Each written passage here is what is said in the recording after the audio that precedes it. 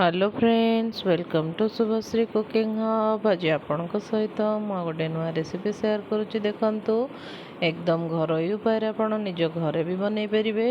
यहाँ किसी सोयाबड़ी को मु गरम पानी भिजे कि भलसे छाणी नहीं। देखो मु इनग्रेडिएंट गुड़ा सब रखी नहीं, जमती बेरसुंगा पत्रर कटा, किछि लुण, किछि चिली आउ किछि अदा पियाज रसुण पेस्ट।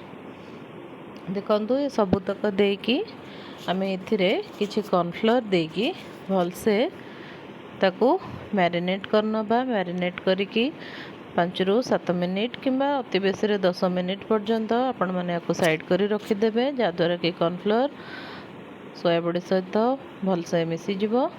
एपटे गोटे साइड रे कड़ारे किछि तेल गरम कर नबा। देखंतु मुझे किछि कड़ारे तेल गरम कर किछि लुण भी पकई देछि। देखंतु लुण पकई देवा द्वारा कौन हुए ना कौन भी जिनस आपण छाणतु से बेसी तेल ऑब्जर्व हो न था। देखंतु एठी सबुतक मैरिनेट करी रखि सोयाबड़ी को आमे देकी टिके डीप फ्राए करबा पर्यंत छाणीबा। देखो ये मीडियम रु लो फ्लेम रे आपण छाणिया चेष्टा करेंगे, ताद्वारा सोयाबड़ी भलसे सीझी थाए आ बढ़िया क्रिस्पी होता है। आपण ये चाहिए किसी हलदी गुंड लंका गुंड भी सोयाबड़ी रे ऐड करें, सेटा एकदम ऑप्शनल अच्छी।